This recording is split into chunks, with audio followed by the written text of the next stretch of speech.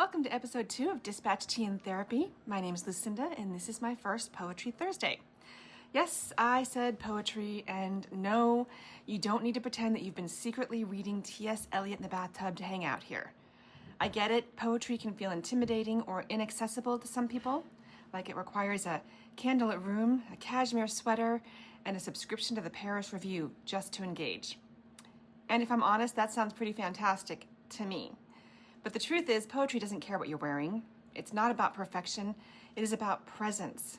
It's about the right words landing in the right moment and knocking the wind out of you, or maybe giving it back. As I've said before, I've spent a lot of years in the world of 911 dispatch, and that is not a world where poetry exists a lot. That's a world where words are clipped, clinical, and often carry the weight of life or death. There's no room for metaphor when someone's screaming on the line. So poetry, it became the opposite of that. It's where I found space to feel, to reflect, to hold something without fixing it. It gave me language for the things I didn't even know I was holding until they spilled out sideways. Poetry is a soft landing in a hard world. And in this space, I let it be exactly that. Now, I am not a poet, but I have one very fond memory of writing poetry. Back when I was in 3rd grade, my school held a limerick contest about cafeteria school food. Now, I put a lot of time and effort into that little limerick. Even then, I was falling in love with words and pouring my heart into it. And here it is, the lyrical triumph that earned me first place school-wide. Miss May is a good cook. I know. She cooks her golden rolls just so. They have a good taste. They go to my waist, and all she starts with is some dough. Now that is a true cafeteria classic, narrated by my lovely 13-year-old niece. Now, I have never forgotten that limerick, even though I never saved it. Aside from that contest, I never wrote it down for future biographers. That is how powerful that memory is. Now, it didn't win the district competition, but I did not care. I was thrilled. Now, these days, I sometimes accidentally speak or write in rhyme. I mean, hello, dispatch tea and therapy, but I don't write poetry deliberately. What I am, though, is someone who loves to read it, loves to share it. Growing up, I adored Shel Silverstein's Where the Sidewalk Ends and the whimsical rhymes of Dr. Seuss. Later, I fell in love with poets like Dickinson, Browning, Wordsworth, and Frost. And now, I'm rediscovering poetry with contemporary voices that bring their unique beauty to the art form. A friend of mine and I used to do Poetry Thursdays on Facebook.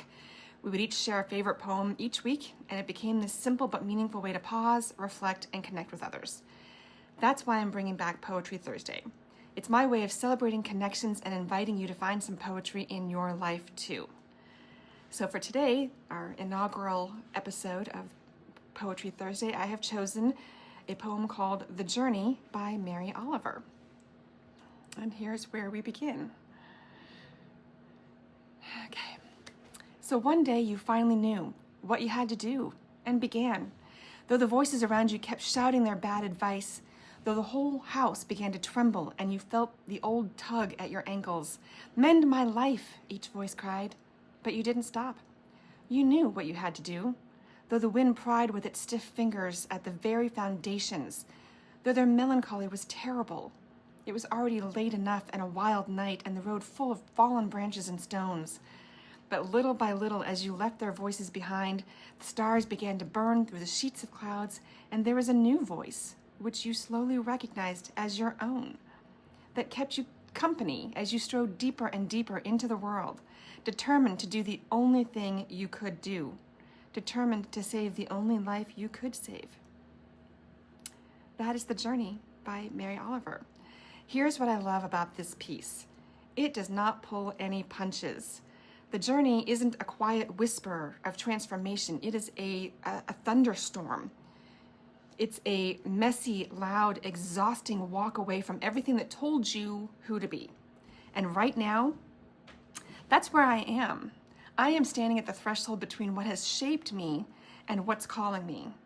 I haven't left 911 yet. I still clock in and navigate emergencies and manage the chaos as best I can, but I am beginning to loosen my grip. Slowly, I'm learning how to honor both where I've been and where I need to go. I am making a space for a future that feels more aligned with who I'm becoming. And honestly, straddling both worlds is harder than I expected. One is built on urgency, structure, and survival. The other asks for softness, reflection, and presence. It is a daily recalibration, switching from 911 brain to counselor heart. These two versions of me, dispatcher and future therapist, aren't at war exactly, but they speak different languages. One is fluent in adrenaline and control, the other vulnerability and connection.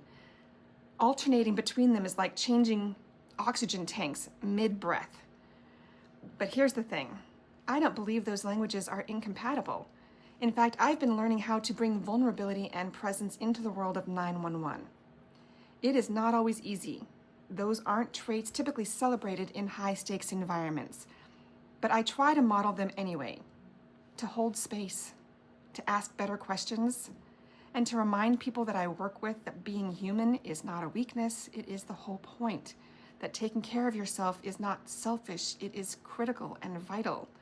Because if there's one thing I have learned from both of these worlds, it's this. People do not break from feeling too much. They break from feeling alone. I think that's why the journey hits me so deeply. It names the ache of trying to honor what you've known while still stepping toward what you need.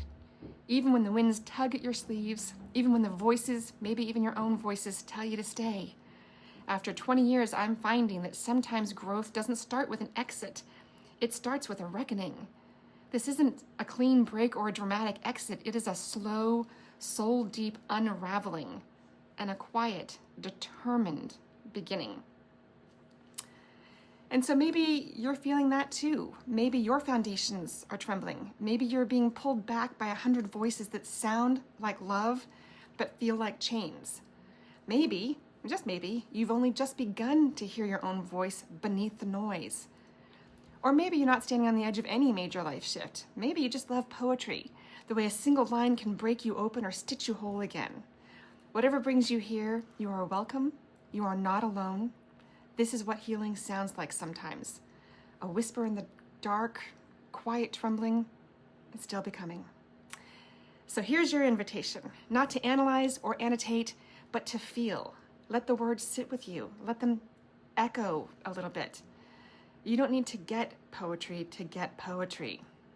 Now tomorrow we're going to switch gears for No Filter Friday, where we will let in some shadow, maybe some sarcasm, definitely some sarcasm, and definitely a little bit of dark humor as well. And I keep saying we, it's just me, but it's me, myself, and I, so we, me, you and me, we, whatever.